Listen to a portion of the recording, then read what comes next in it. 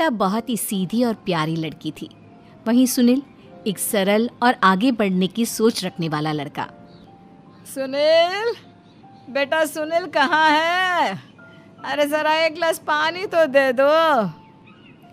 हाँ माँ, अभी आया। क्या माँ, पानी तेरे सर के पास ही तो रखा है। क्या हो गया है, तबीयत खराब है क्या?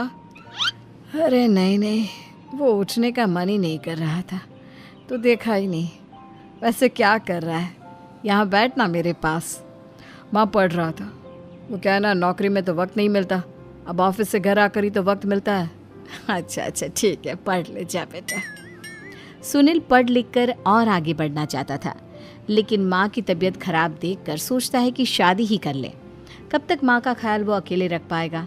तो एक दिन, माँ ये ममता है, मैंने इससे शादी कर ली है। तुम्हारी तबीयत भी ठीक नहीं रहती तो मैंने सोचा शादी कर लेता हूँ। घर संभालने वाली और तुम्हें संभालने वाली कोई आ जाएगी तो अच्छा रहेगा। माँ अचानक से सामने बहू देखकर हैरान रह जाती है। बेटा ये क्या बात होती है? न बैंड, न बाजा, न दहेज, न शगुन, ऐसे कैसे बहू आ गई? माँ तू तो जानती है मैं नौकरी के साथ पढ़ाई कर रहा हूँ, तो कहाँ से इतना पैसा बचा पाता कि धूमधाम से शादी करता। वैसे भी माँ, लोग तो आकर खाकर निकल जाएंगे, इसलिए बस वैसे ही। माँ जी, मैं आपका ख्याल रखूंगी। वैसे भी ये आगे की पढ़ाई कर रहे हैं, अच्छा कुछ कर गए तो सबके दिन फिर से अच्छे आ जाएंगे। सास को ममता की बात ठीक तो लगती है, लेकिन मन में कहीं ना कहीं लगता है कि कहीं बहू बेटे को लेकर फुर्र ना हो जाए और फिर तो वो रह जाएगी अकेली। बेटा देख, मेरा जो कुछ भी है वो सुनील ही है, और सुनील का भी अब इस दुनिया में मैं ही हूँ और कोई नहीं। क्या सुनील?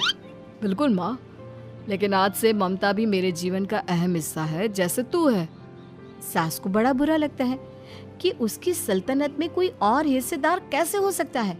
कैसे कोई और उसके 30 साल के बेटे की जिंदगी में अचानक से आकर बराबर का हिस्सेदार बन सकता है।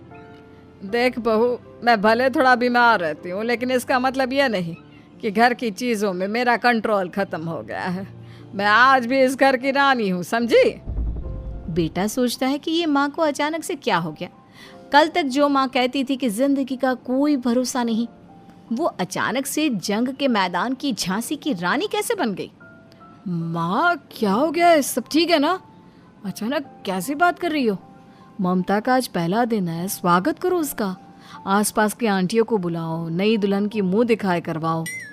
खैर, सास होने का फर्ज निभाती है और बाद में एक सहेली के साथ बाहर निकल जाती है। क्यों री बताया नहीं कि बेटे का ब्याह कर रही हो? वैसे तो सारा दिन हम ही में घुसी रहती हो। अरे मुझे भी तो अभी पता चला, यूं अचानक सर पर लेकर आ गया। कहता है बहू है माँ तुम्हारी। अब इसको भी इतना ही मैं प्यार करता हूँ जितना तुझे करता हूँ। लो जी, ये क्या बात हो गई? क्यों इतना प्यार करता है? अरे माँ का प्यार तो ज़्यादा होता है। अब उसको तो कोई दूसरा पति मिल सकता है, लेकिन तुम ही बताओ, क्या माँ की ममता किसी और की हो सकती है? ना जी ना, बेटे को समझाओ ये बात। अरे क्या समझाऊं, मुझे तो खुद ही समझ में नहीं आ रहा कि क्या हो रहा है। जो बेटा कल तक माँ माँ करता था, अचानक से बीवी बीवी का राग आलाप रहा है। देखा, उसकी बीवी ना सुंदर और जवान है। सुंदरता के आगे तो एक से एक नहीं टिके, तो तेरा बेटा किस खेत की मूली है? सास को भी समझ में आ जाता है कि बहू की सुंदरता के आगे माँ का प्यार किसी काम का नहीं। उधर बीवी, ए जी, अम्मा जी सहेलियों को छोड़ने गई थी, अभी तक आई नहीं, हम देख आए क्या? अरे रहने दो ना, आ जाएंगी। कहाँ जाएगी, उनकी आदत है। एक बार जाती है तो पूरी पंचायत खत्म करके ही आती है। अच्छा ही है, खाना वाना खा कर गई होगी। छोड़ो ना, घूमेगी तो खाना पचेगा, नहीं तो ऐसे ही खाट पकड़ लेगी। बहू भी शांत हो जाती है। उधर सास सोचती है कि आज थोड़ा देर से ही घर जाती हूँ, जब बेटा परेशान होकर ढूंढेगा तब मजा आएगा। बीवी को खुद ही पता चल जाएगा कि माँ के आगे उसकी दाल नहीं गलेगी। लेकिन वहीं दूसरी ओर घर पर, ए जी, माँ जी अभी भी नहीं आई, हमको तो घबराहट हो रही है कि क्या करें, जाकर पता करें किसी के घर। अच्छा, कहाँ जाओगी ये भी बता दो। पहला दिन है तुम्हारा इस घर में और एक ही दिन में मोहल्ला छानोगी क्या? हाँ, तो आप भी तो नहीं जा रहे हैं ना, हमको फिक्र हो रही है। अरे यार, ये रोज का है अम्मा का, खाओ और सो जाओ। बस फिर क्या था। बेटा बहू खाना खाते हैं और कमरे में सोने चले जाते हैं। उधर जब सास को कोई देखने नहीं आता तो वो हार कर घर आ जाती है, जहाँ वो देखती है कि सारे घर की लाइट्स बंद है। सास को गुस्सा आता है। बहू, ममता बहू कहाँ हो? लेकिन सारे दिन की थकी बहू को ऐसी नींद आती है जैसे किसी ने भांग की गोली खिला दी हो। वो तो नहीं उठती। उठकर आ जाता है बेटा। अरे क्या बात है अम्मा, काहे चिल्ला रही हो? अरे सो जाओ ना, सुबह की थकी है बहू, वो सो रही है। जोर से बोलोगी तो नींद खुल जाएगी उसकी। माँ को गुस्सा आ जाता है। फिलहाल तो सो जाती है, लेकिन मन ही मन ढेर सारा जहर बहू के लिए भरा होता है।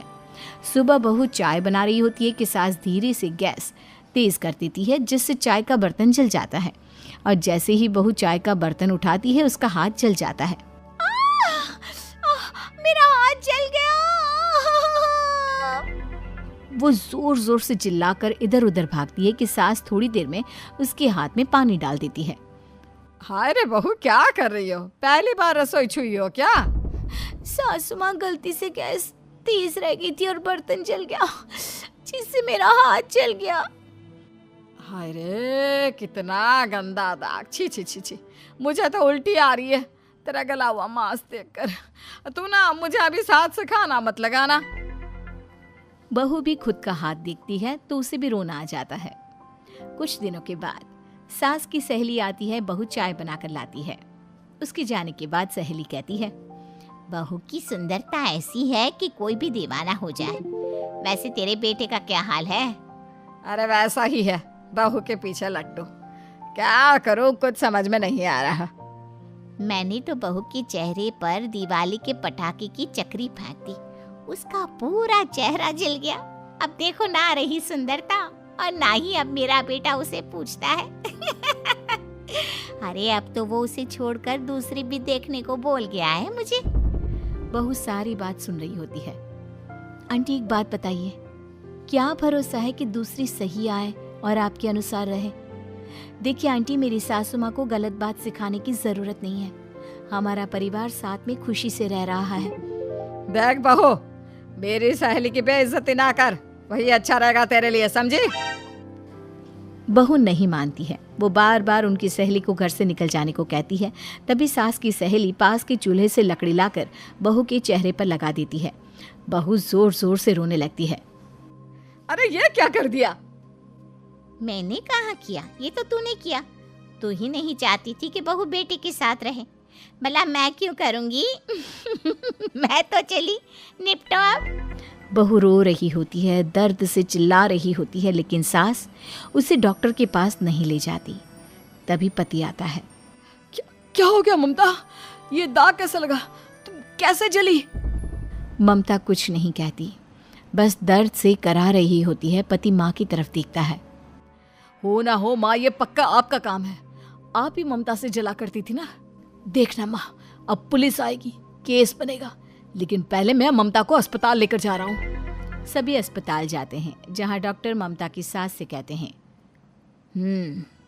आपने तो नहीं जलाया ना बहू को? अब ममता की सास के तो पसीने छूट रहे होते हैं। वो घबरा कर कहती है, ना ना डॉक्टर साहब, कैसी बात करते हैं? हम क्या जलाएंगे अपनी बहू को? डॉक्टर ममता के पति से पूछते हैं।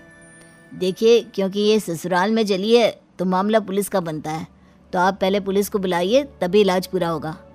सास डर जाती है कि अब तो बच्ची जिंदगी जेल में ही रहना होगा।